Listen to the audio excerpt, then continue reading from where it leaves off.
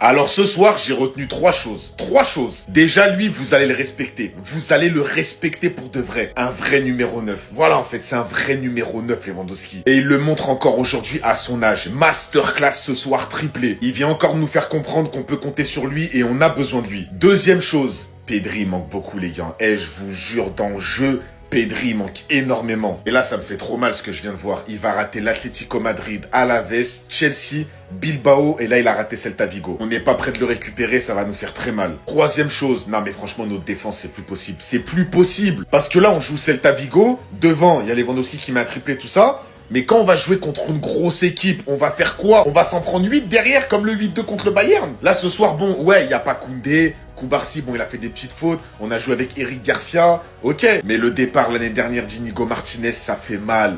Les latéraux qui sont plus haut niveau, ça fait mal. T'as l'impression qu'à tous les matchs, on peut s'en prendre 4, 5. Et ça, c'est pas normal. C'était parfait, mais il a pris le carton rouge. Vous voyez ce que ça fait? Très loin de ce qu'on a vu aujourd'hui avec le Real Madrid. Pourtant, ça paraît évident dans un match où il y a de la place pour un numéro 9 qui peut recevoir de bons ballons, bien se positionner dans la surface. Ça nous donne un trick aujourd'hui. Ça nous donne un mec de 37 ans qui signe 7 buts cette saison en championnat alors qu'il n'a même pas disputé la moitié des matchs cette saison. Malgré encore de grosses faiblesses défensives, dont ce but d'Iglesias d'ailleurs, qui m'a littéralement choqué au moment des fêtes, le Barça finit par l'emporter 4-2 après l'échec du Real Madrid aujourd'hui et revient à 3 points du Real Madrid. C'était l'opération à ne pas manquer de une. C'est comme si carrément on avait gagné le Classico pour rien. En continuité de 2 de la Yamal qui commence bien à revenir effectivement, bien qu'il peut vraiment s'améliorer sur le dernier geste. Tout comme Rashford qui a raté ce fou 1vs1 avant la première égalisation de Celta Vigo, mais qui signe malgré tout quand même 2 passes D aujourd'hui et possède actuellement le plus grand nombre d'assists cette saison en championnat. Que ce soit le championnat ou la Ligue des Champions, ils ne vont clairement pas attendre que le Barça se perfectionne. Mais si ce Barça arrive à se perfectionner dans le dernier geste et arrive par-dessus à corriger cette erreur défensive, On avait dit qu'on allait les déchirer. Victoire 4-2. Beaucoup de choses à se jeter aujourd'hui, mais beaucoup de choses à garder. Déjà, faut réaliser que depuis 2016, on les avait battus que 2 fois.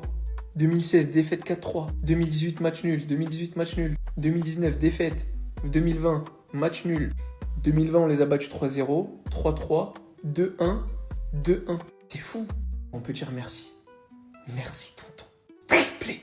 Il finit bien évidemment homme du match, MVP, totalement mérité, triplé dans un 4-2, bien aidé par ce monsieur. Mais j'aimerais mettre l'accent sur le match de Lamine Yamal. Et les buteurs, on s'en fout.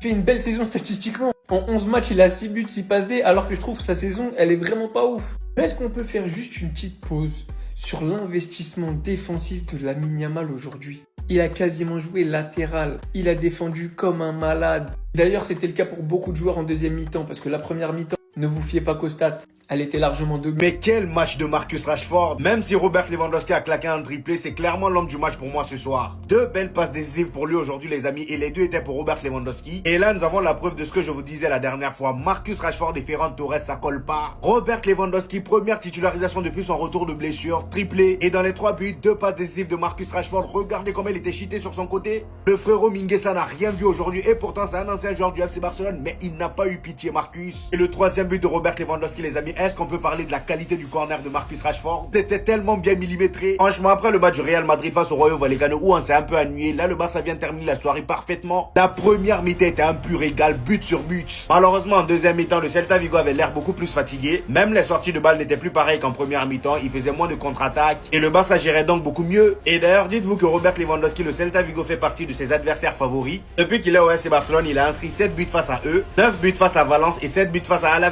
Cependant, malgré que le Barça revient à 3 points du Real Madrid, asseyez-vous, asseyez-vous, taisez-vous, taisez-vous, excusez-vous, excusez-vous. Début de saison compliqué, blessure, 1 mois d'absence. Le Barça a énormément de galères à la pointe de l'attaque. Il revient, triplé.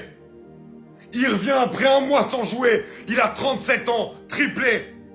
Mais allez-y, trouvez-les-moi. Trouvez-les-moi. Je vous l'ai déjà dit toute l'année dernière. Mais trouvez-les-moi les autres numéros 9 qui ont un rendement comme celui de Lewandowski à son âge dans le top 5 championnat européen. Trouvez-les-moi. Il n'y en a pas. Même quand vous voulez le critiquer, le faites pas.